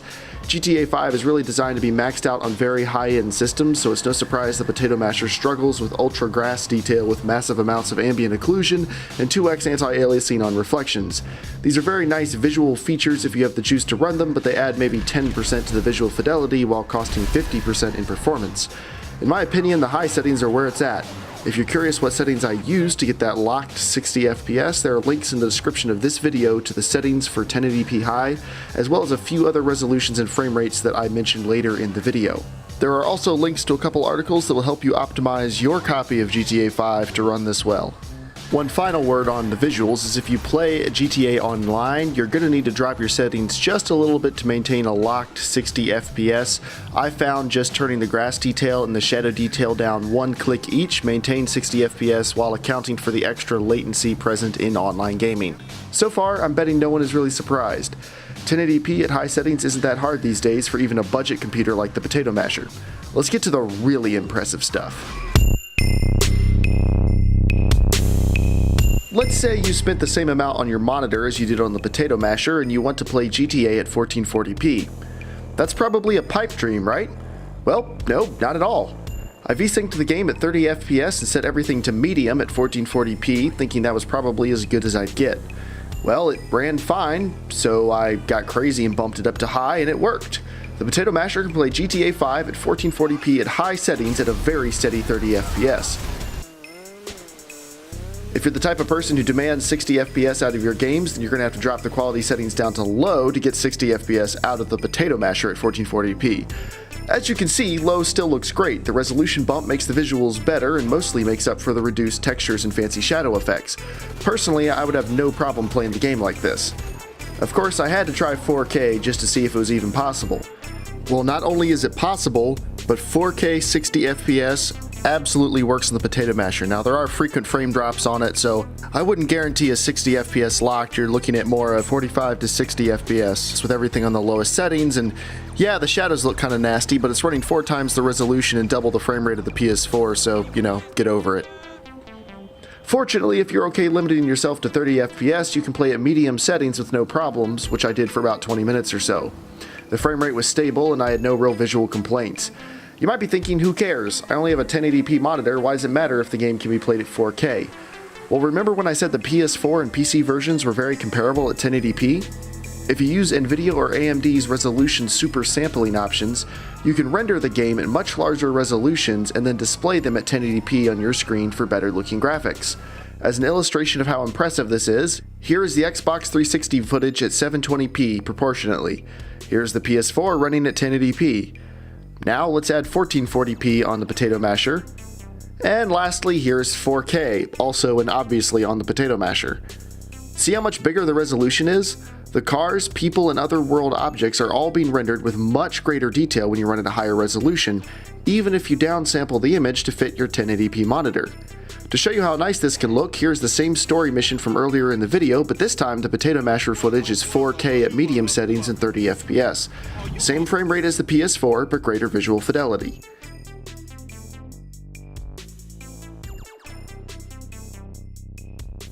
This is most apparent in the lack of jaggy power lines and telephone poles and other aliasing issues that the PS4 still suffers from. That might seem minor on a compressed YouTube video, but when you experience it in person, it definitely feels worth it. Even a small bump to 1440p makes a big difference visually. I think the last and current generation consoles do an admirable job running GTA 5. It's a massive open world with staggering complexity, and I've enjoyed it on both the PS4 and PS3. Yes, the PC version is the third version of the game I've purchased. I rented the 360 version for this review as I don't own a PS3 anymore. Even though I've played the game off and on for 18 months, the PC release feels like a brand new experience. The visual fidelity, additional content, and frame rate improvements make the PC version of GTA a peerless open world experience, and the Potato Masher handles it with ease. I never really had any doubts it'd be up to the task, but I'm surprised and impressed anyway. If you have any questions, feel free to contact me or write into casualshenanigans@gmail.com. We might read or discuss your comment out on the Casual Shenanigans Gaming podcast, so keep that in mind when you write in. Check the video description for links to high-quality downloads, our official CSG GTA Online crew, the Seal Slappers, and the original Potato Masher build video. Thanks for watching, and have a great day.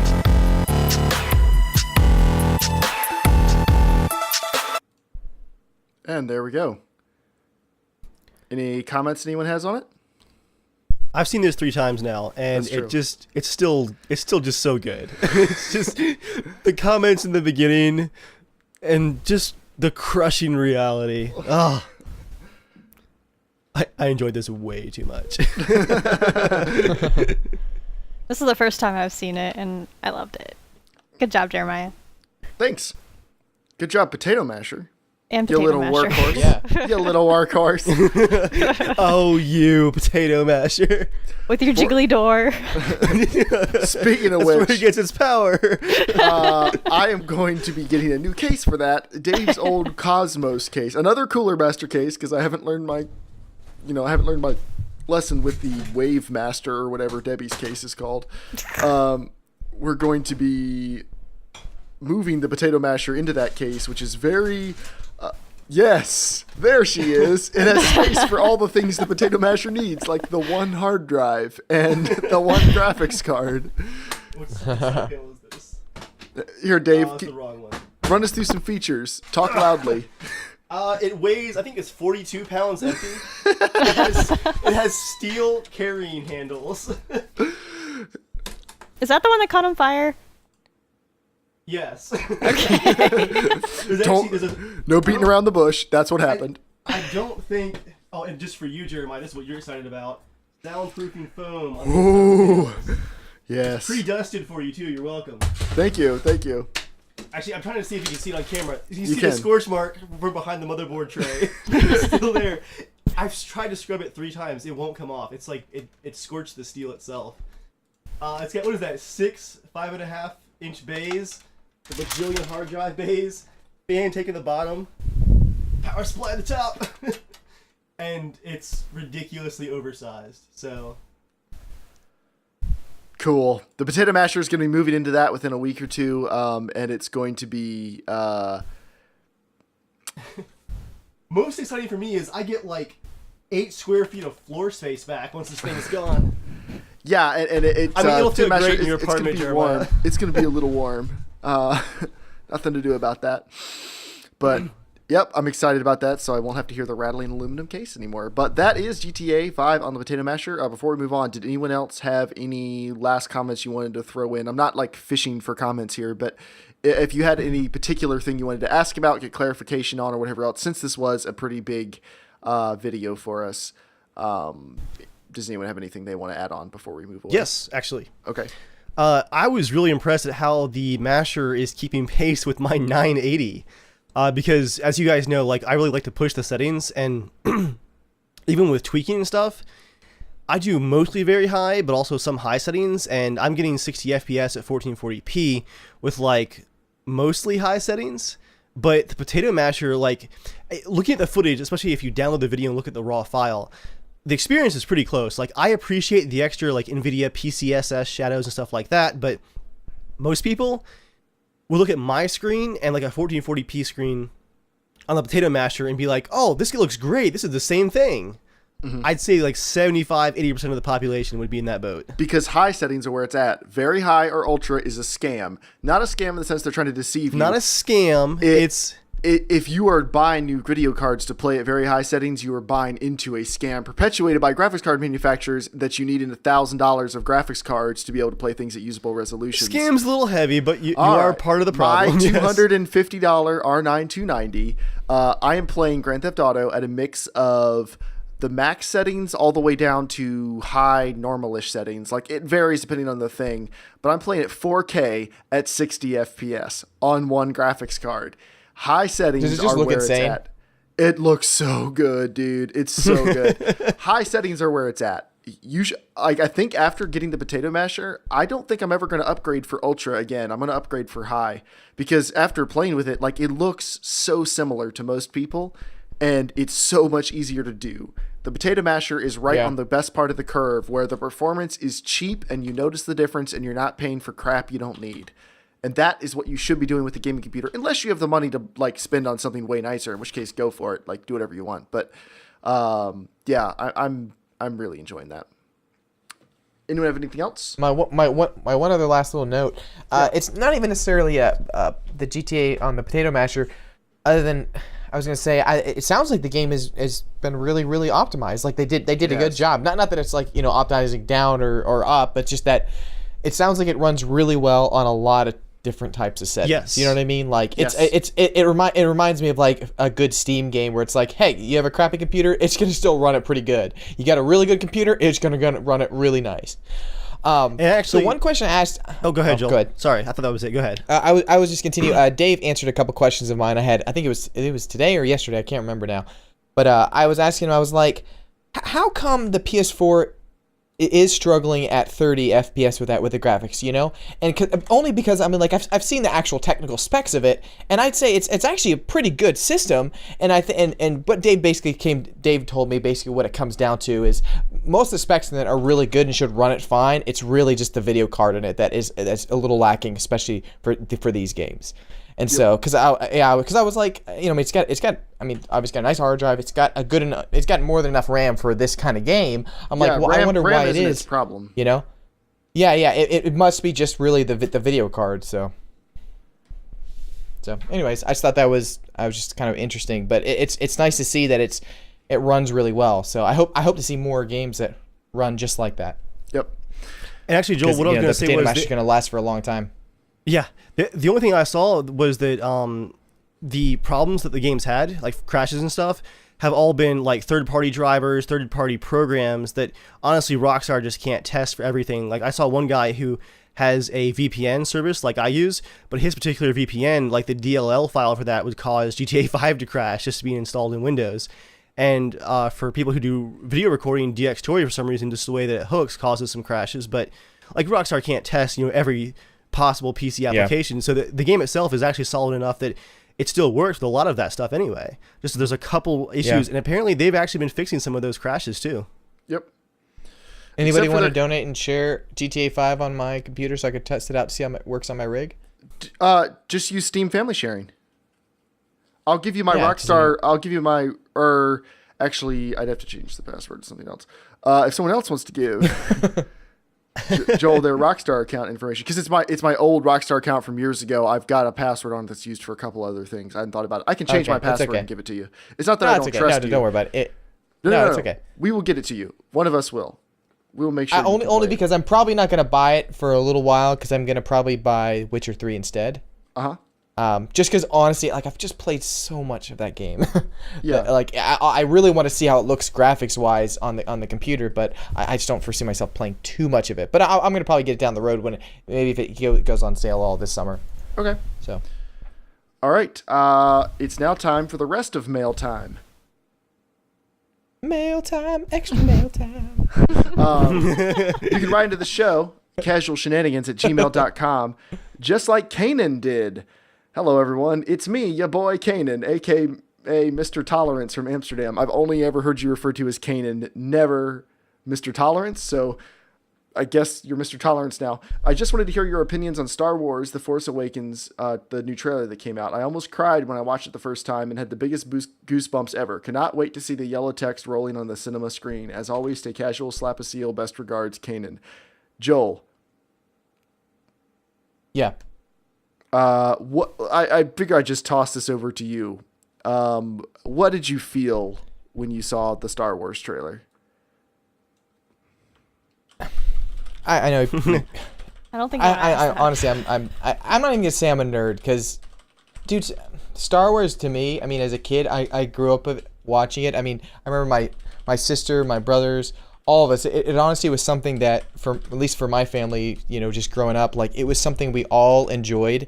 And we all used to just gather around the TV, and we had the VHS tapes, and we would watch through all of them and have pizza nights together and stuff. And then I remember waiting for the prequels to come out because I'd never seen a Star Wars movie in the theater, so that was very exciting for me to like be a part of of what people had back in when the original trilogy came out. And then just growing up and then seeing how the whole prequel was, and then you'd have like some bad acting here, and then you like have a story element that didn't work well, and some parts were really awesome and entertaining, and you had a lot of cool things did come out of the prequels, like cool Jedi battles and things like that. But it really lacked that sense of just reality that by the time the last movie came around, the sets were so much CGI. Where even if you look at Phantom Menace, I think it's still pretty interesting to watch because it does have sets. Like it has a lot of sets in that one compared to the episode 2 and episode 3. So when this trailer hit, like it blew me out of the water. Like from the first little teaser, it was everything I was hoping it was going to be. Yeah, just the film grain. I was like, oh, and they said they were filming on film. Like just the lens, it had depth of field like the original trilogy had. The prequels, it never had this depth of field to it. It had just the styling. It had the old kind of architecture. And then seeing the Millennium Falcon, the X-Wings, and seeing Han and Chewie back together. Honestly, I was sitting at work. I did have a tear in my eye. Like I really did. Because it was something I'd been wishing for since I was a kid. I always wanted to know what were Han and Chewie up to afterwards. I listened to audio tapes and stuff. And I hope and I think J.J. Abrams is going to pull through and he's going to deliver something that fans have been wanting for a very, very long time. And I'm excited that we're gonna be able to live through another couple movies. Like my brother, his kid is, I think he's 4 now. And we're really excited because we're going to watch through all 6 of the movies, and he's going to see the other ones for the first time. We're going to go see it in the theater. He's like, he might be too young, but he's like, I don't care. He can have nightmares. He's going to enjoy Star Wars. That's good parenting. But I was like, but I'm like, whether or not he sees this one, but like going to see midnight releases with, his kids, or who knows if I have a kid, or like, I'm excited about that. Like, it's awesome that Star Wars is back, and it sounds like it's in really good hands. And that just means a lot to me. It's just the music, it's everything together. It's gonna be fun. Sweet. All right. Next bit of mail is from Tyler. Tyler says, listening to the podcast about customer service and what we should expect from companies, last week's podcast. I'm currently in the middle of an RMA battle with SteelSeries. This has been going on for weeks now. Communication on their part has been pretty bad, and the whole situation has turned me off from buying SteelSeries products in the future. I got a pair of 9Hs for Christmas. They were great for a day or two, then I started having issues with the mic. I would sound fine, and then suddenly my voice would either become very robotic or squeaky. That's called puberty, but he thinks there's a problem with the headphones. I scoured forums to try to find a solution, tried a bunch of different setups and options, and had no luck, so I resorted to trying to get it RMA'd, and here is the long-winded adventure. I'm going to skim through it because it's long. March 1st, RMA ticket filed. March 2nd, RMA approved. March 9th, our headphones shipped out. March 16th, tracking info says package arrives. March 18th, SteelSeries says they have not received package. March 20th, nothing still. March 23rd, they finally confirmed they've received the headphones. They asked me to verify my address. I did this in the beginning, but I do it again. March 23rd again, we've confirmed that your replacement product has been added to our latest invoice. This means our warehouse has all the necessary information to get your new product out for shipment. March 31st, 8 days later. Sorry for the delay. Our shipments were put on hold due to warehouse operational reasons. April 7th, haven't heard anything. April 10th, haven't heard anything. April 13th, we're very sorry for the extended delay. Our warehouse is still backlogged and getting caught up. April 16th, no update. And he just asked for an update. April 21st, automated email saying they're waiting on a response from me. I log in and nothing has been posted or updated. April 22nd, that is yesterday. We've re-added a new replacement to our outgoing shipment manifest and expect it to release it shortly for shipment. They also ask for me to update or verify my address if I haven't done this already. I've done this twice, so I don't bother. April 22nd, looks like we're missing your address information for RMA fulfillment. We will not be able to ship out your replacement until you select a valid shipping address from your account. He says, all caps, what? How is that possible? I submit my address again. April 23rd, at the time of this email, there has been no progress. So yeah, don't buy SteelSeries, or at least not if you might RMA it. Yeah. Wow. I have no personal experience with SteelSeries RMA team, but that sounds all too familiar for the video game and gaming peripheral industry. And our last bit of mail comes from Death Incarnate, who's played Arma with us a few times. He says, hey guys, have you guys seen or tried the Arma 3 Ace 3 mod pack that's coming out? The Ace 3 mod was created by the mod teams for AGM, Ace, and CSE, combined into Ace 3. It looks amazing. I'll join you guys at some point again. Windows 8 was being bad, and it boot looped me after a patch Tuesday night. Doing some serious Linux gaming at the moment. Death Incarnate. Hey, Death. Yeah, so... Hi, Death! Hey! AGM, Surprise, Death's here! AGM, Ace, and CSE were all announced they were kind of stopping development because they didn't win a bunch of money from the Make Arma Not War thing, and they just need to move on to other things. And as a note, those are all Arma 3 mods that aim to improve the depth of the gameplay. Yes. They add medical systems, the ability to pull people in and out of vehicles, take prisoners, bandage, all kinds of interaction and stuff like that. It's like a overarching module for the game. Yep, and a lot of them stopped development because for the reasons I just mentioned, but the mods work. You can still use them. There's no reason you can't use them from now on unless there's some future change to Arma 3 that breaks them, but we don't know about. AGM is already a little bit broken UI-wise. AGM's always been a little bit broken, but it's still pretty good. So, yeah, Ace 3 should be pretty good, and we may, at one point, add it into our mod pack segue As into soon as it's out. Arma updates with Dave. Dave, what's the latest with the Filthy Casuals Arma team? Ignoring for the fact that GTA is out, so no one's been thinking about Arma recently, except for you and me. I've been thinking about Arma a lot, actually. That's just my normal week. Yeah, that's always true. I'm saying besides you and me, people haven't been thinking about Arma, so what's up? We have updated our mod pack for the first time since December. It's actually a little bit late because I wanted to wait for the Marksman DLC, which changed some things in the engine and stuff like that. And thankfully we waited because almost all the mods that we use updated for the Marksman DLC, or like more recently than February and March. So there is a mod pack update. However, it is only for the primary mod pack. You don't have to re-download the 10 gigs of terrains. That's staying static for quite a while. We still have plenty of terrains to play on, but you can get the update right now. Go ahead and install that. It is a 9 gig download, and it has instructions, image instructions, guys. Debbie and I have broken it down for you guys. Is Debbie awake right now? I'm here. Oh, Debbie's here. Hey, guys. Debbie helped me out organizing some very easy to understand instructions for upgrading. You need a lot of help with that. Oof. It was okay before. Now it's better. Yes, it was okay, I guess. Primarily, though, the mod pack, it updates like all the mods, like our AI mods and stuff like that, are all up to date now and working better. And our other big change was adding RHS Escalation, which is one of the biggest content mods out there for Arma 3 that everyone uses, and now we use too. So we're cool. And that should be the last update for a while. But as far as Ace 3 goes, as soon as it's out officially, I mean, it's on, I think, GitHub right now. You can download a unfinished version of it and compile it yourself. As soon as it's like officially out, we're definitely going to drop AGM and switch to Ace officially.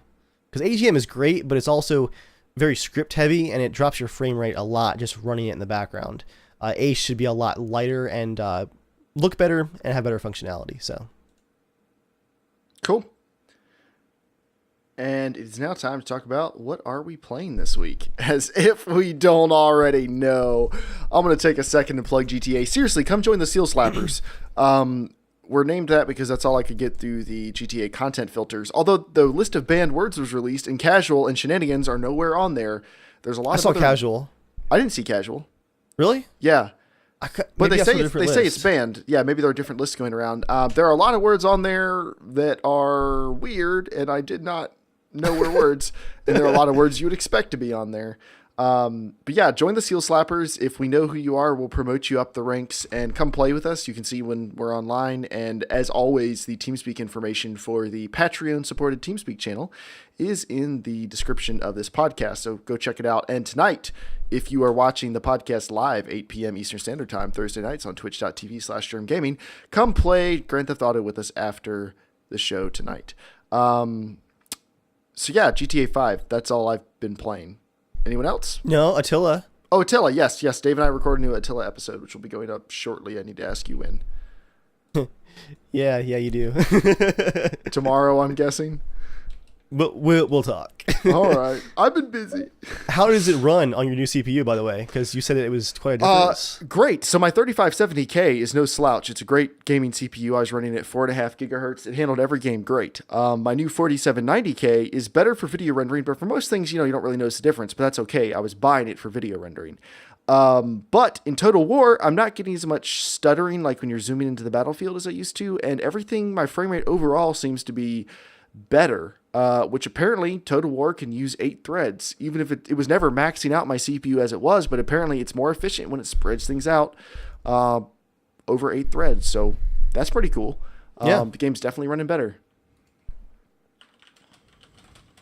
Who's up next? Is Joel still on the phone?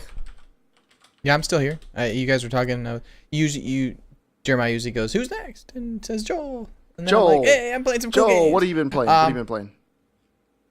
I've been playing Titan Souls. I purchased that game on PlayStation 4. It's kind of a top-down Zelda type game in the vein of Shadow of the Colossus. I'm really enjoying it. So I was really looking forward to. No, actually, it might have been downloaded. I'm gonna probably play Bloodborne a little bit tonight to beat one of the bosses I couldn't get to because there was a glitch that stopped me from going down this elevator. So, but now it should be patched. So I'm gonna go try that. And I was looking forward to playing the Elder Scrolls Online. I got into the beta on the PS4, but I don't have internet tonight, so No. Cool. Debbie? Yeah, that's what I'm playing.